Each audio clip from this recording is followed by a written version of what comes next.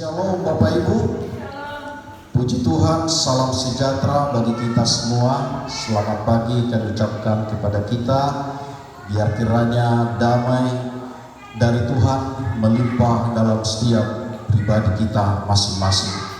Kita sudah memuji Tuhan, kita sudah mempermuliakan Dia. Percayalah bahwa setiap persembahan saudara itu menyenangkan hati Tuhan. Tuhan bertahta di atas pujian kita. Karena itu sesungguhnya ketika kita memuji Tuhan, dimanapun kita berada, kalau kita memuji Tuhan dengan segenap hati kita, itu sangat menyenangkan hati Tuhan. Mari kita siapkan hati kita untuk kita menerima kebenaran firman Allah. Dan hari ini juga kita memperingati hari kebangkitannya, di mana Yesus berjanji Dia akan bangkit, dan itu Tuhan nyatakan. Amin. Saudara, di mana maut itu tidak sanggup menahan kematian Tuhan Yesus, sehingga di hari yang ketiga Yesus itu harus bangkit. Amin, saudaraku. Karena apa, saudara dikasih oleh Tuhan? Ini akan kita lihat dalam firman Allah yang kita dengar bersama. Saya rindu semua kita membuka di dalam Injil Yohanes pasalnya yang ke-11. Kita baca dari ayat 25 sampai 26. Hari ini saya bawa judul firman Tuhan, percayalah kebangkitan Yesus, maka engkau akan hidup walaupun Ia sudah mati. Saudara, sekali lagi dalam Injil Yohanes pasal yang ke-11, kita baca dari ayat 25 sampai ayat 26. Saya jemput kita semua bangkit berdiri. Kita beri suara yang terbaik, suara yang lantang. Di dalam kitab Wahyu berkata, berbahagialah yang membaca firman Tuhan. Kita mulai dari ayat 25, 2, 3, ya. Jawab Yesus, Akulah kebangkitan dan hidup. Barang siapa percaya kepadaku, ia akan hidup walaupun ia sudah mati. Dan setiap orang yang hidup dan yang percaya kepadaku tidak akan mati selama-lamanya. Percayakah engkau akan hal ini? Kita sama-sama menjawab, percaya. Amin. Puji Tuhan, silakan duduk Bapak Ibu. Saudara, Tuhan Yesus memberitahukan kepada kita bahwa Dialah kebangkitan. Yesuslah kebangkitan. Artinya saudara dikasih oleh Tuhan bahwa Yesus berkuasa untuk membangkitkan. Amin. Dia berkuasa untuk membangkitkan karena memang Dia adalah Tuhan. Itu yang harus kita garis bawahi. Dia adalah Tuhan yang berkuasa untuk membangkitkan setiap orang yang percaya. Saudara dikasih oleh Tuhan, kita melihat di dalam kisah ini Tuhan membuktikan bahwa Dia adalah kebangkitan. Di mana saudara dikasih oleh Tuhan, Lazarus sudah 4 hari dia sudah mati. Namanya kalau sudah 4 hari Bapak Ibu, itu sudah berbau busuk ya. Tetapi saya katakan kepada saudara, karena Yesus adalah Tuhan, yang walaupun saudaraku sudah 4 hari Lazarus mati, itu pun dibangkitkan oleh Tuhan Yesus. Amin. Itu dibangkitkan oleh Tuhan Yesus. Saudara dikasih oleh Tuhan, saya ingin katakan bahwa ini membuktikan bahwa kuasa Allah melampaui kodrat manusia. Ini saudara dikasih oleh Tuhan yang kita yakini bahwa Allah yang engkau sembah, Allah yang kita puji adalah Allah yang luar biasa, saudara. Saudara dikasih oleh Tuhan, siapapun kita, bahwa yang Tuhan mau Bapak Ibu respon kita akan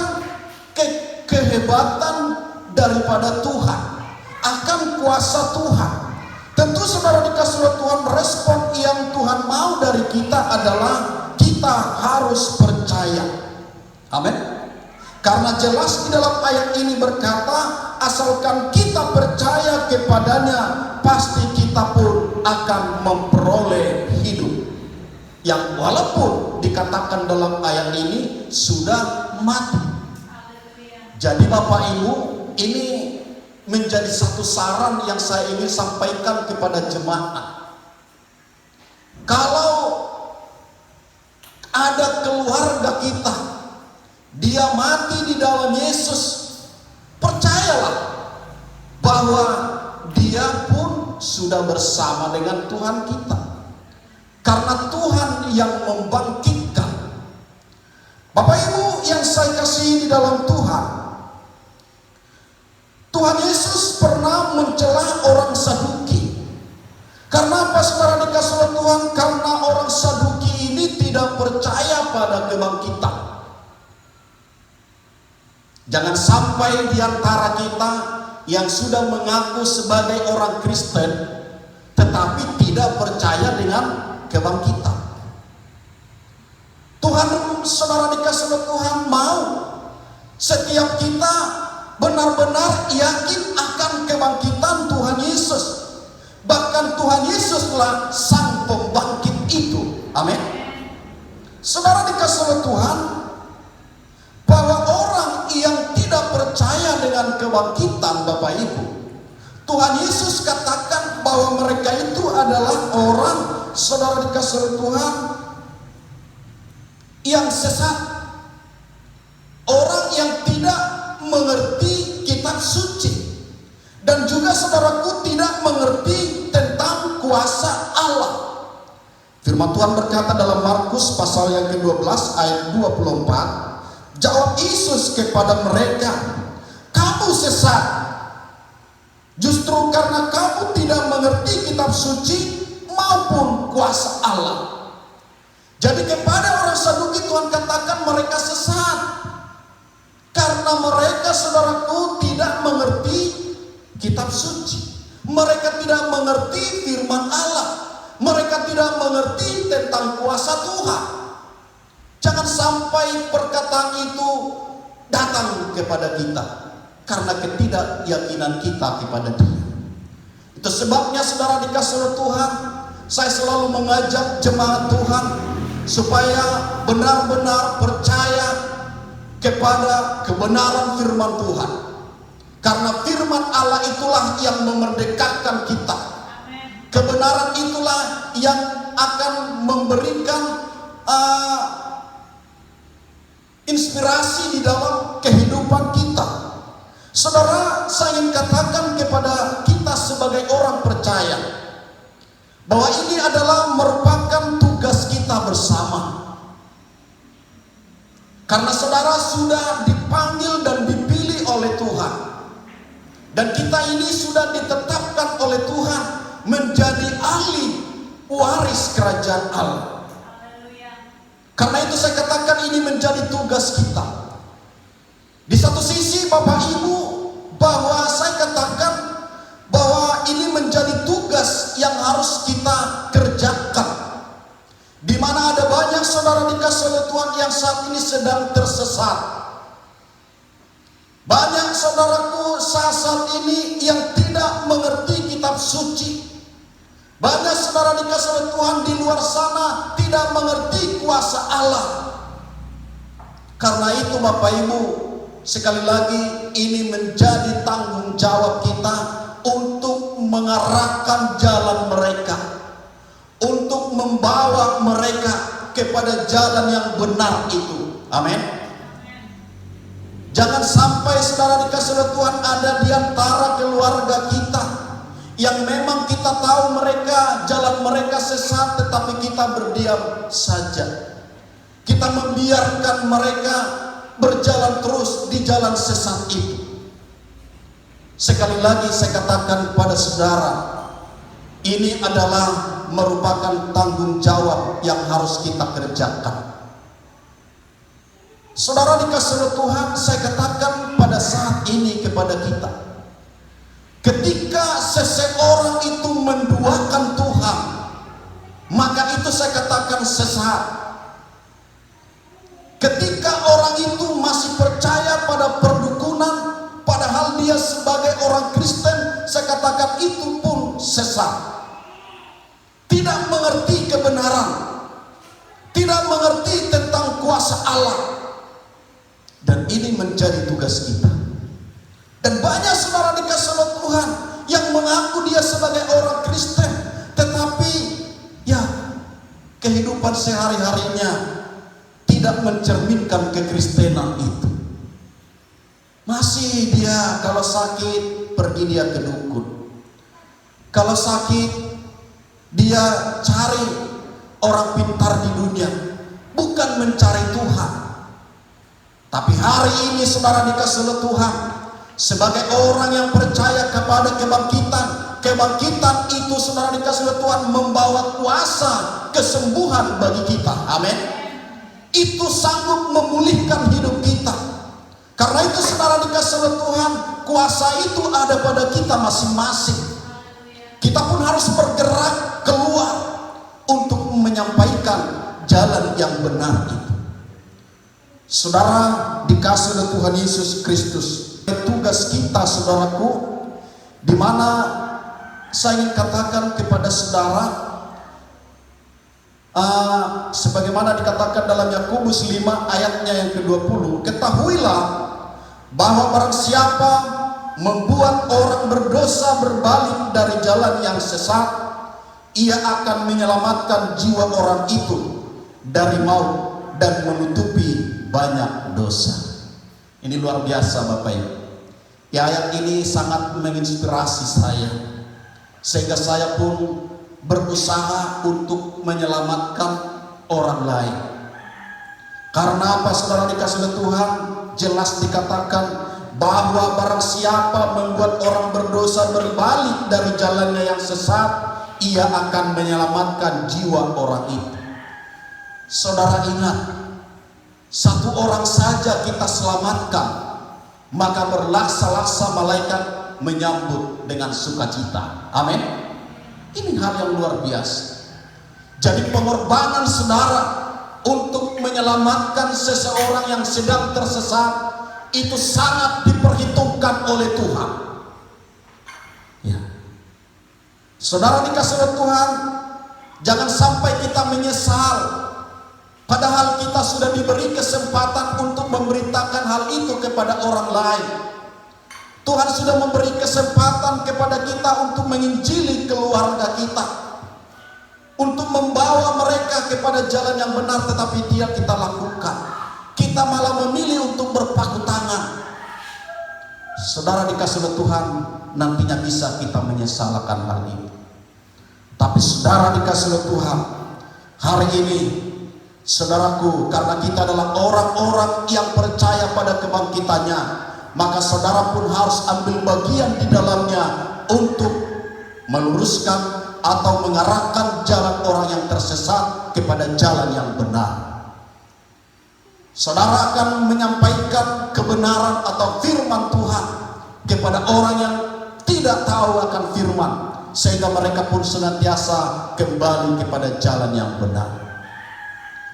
Yang kedua, saudara dikasih oleh Tuhan, saya katakan kepada saudara, atau di sisi lain saya ingin beritahukan kepada kita bahwa di akhir zaman akan muncul roh penyesatan. Ya. Karena itu yang saya ingin tegaskan kepada jemaat Tuhan, supaya kita waspada, supaya kita hati-hati, berjaga-jaga. Penyesatan itu begitu kuat sekali.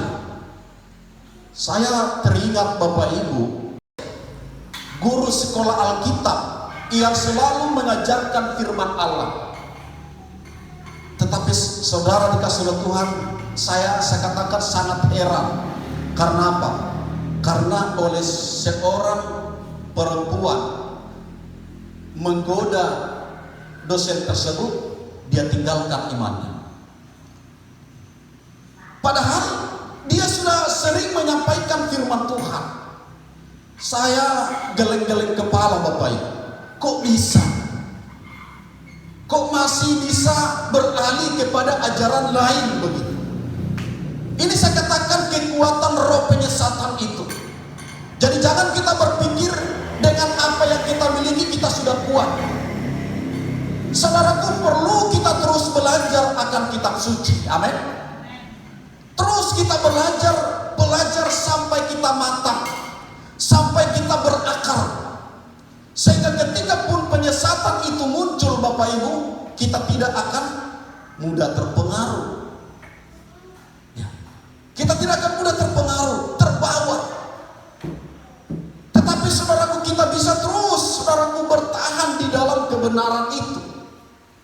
Karena itu saudara dikasih oleh Tuhan sekali lagi, bahwa di akhir zaman akan terjadi penyesatan.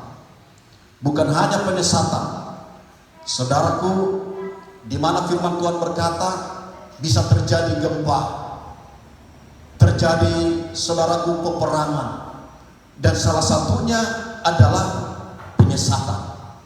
Itu terus saudaraku, itu akan berkelanjutan. Sama seperti yang saya sampaikan, meterai pertama sudah dibuka, itu terus berlangsung. Meterai yang kedua tentang hukuman, itu pun terus berlangsung. Bukan berhenti sampai di situ, tetapi dia berlangsung, sifatnya terus menerus. Karena itu saudaraku, memang satu-satunya yang kita lakukan adalah kita harus setia kepada Tuhan. Kita harus selalu belajar akan firman Tuhan. Mari Bapak Ibu, saya rindukan jemaat Tuhan adalah orang-orang yang senang, yang cinta akan firman Tuhan, sehingga engkau pun akan berakar, engkau akan bertumbuh di dalam Tuhan. Saudaraku, mengapa seseorang bisa tersesat? Ini menjadi satu hal yang perlu kita dalami, perlu kita pelajari. Dalam 2 Petrus pasal yang kedua ayat 15 bagian A berkata, oleh karena mereka telah meninggalkan jalan yang benar.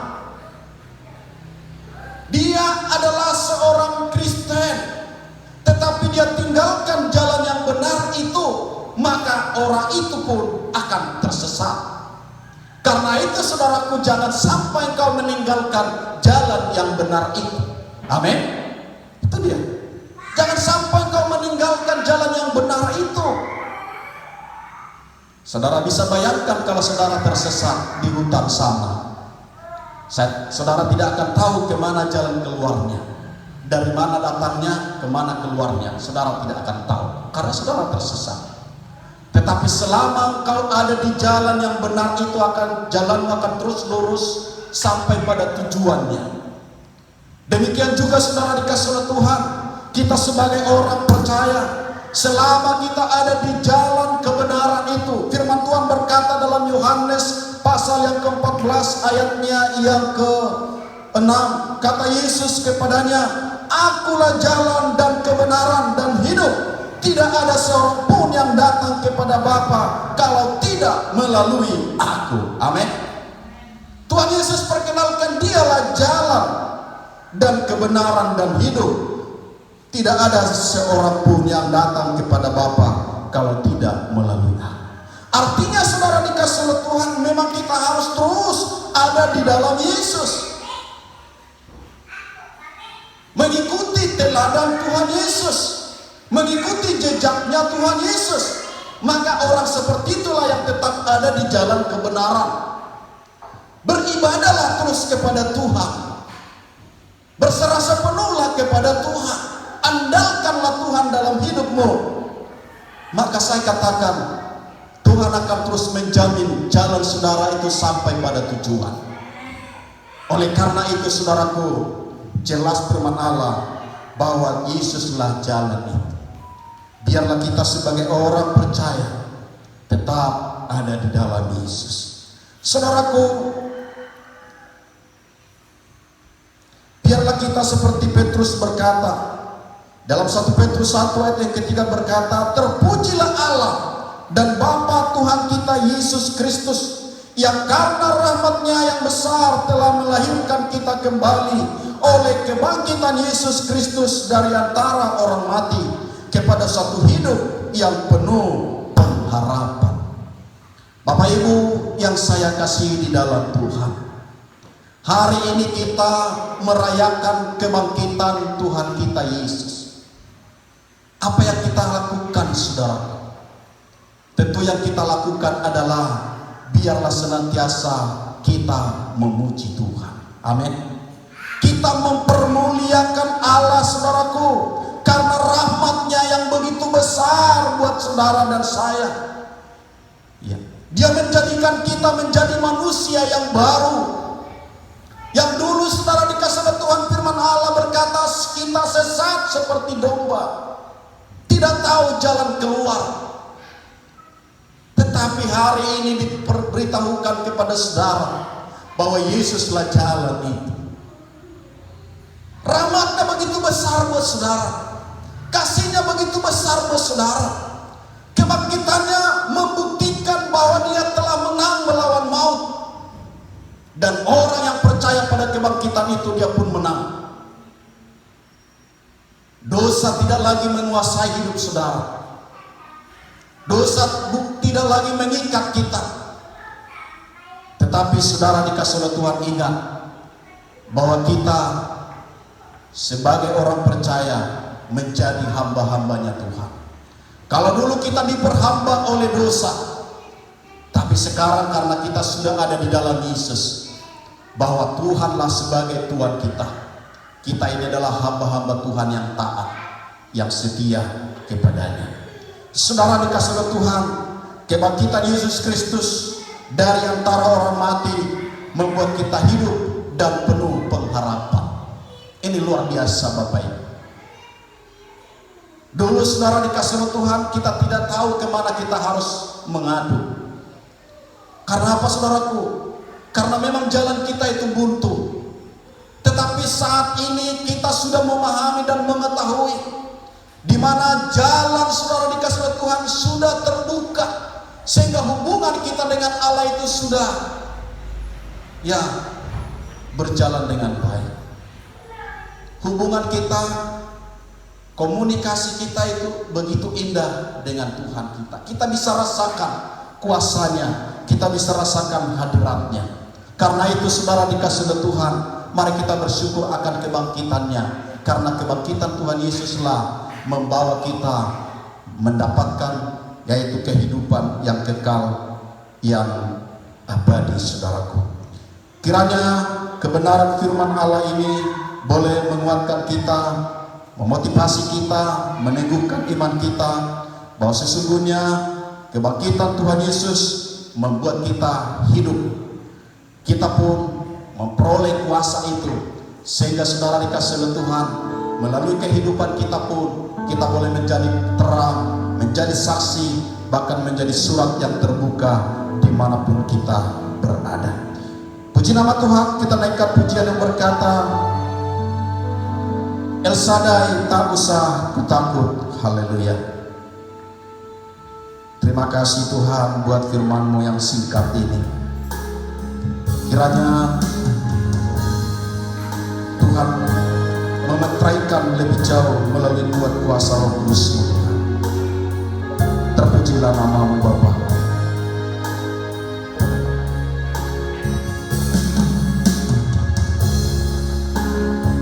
Tak usah ku takut, Allah menjagaku. Tak usah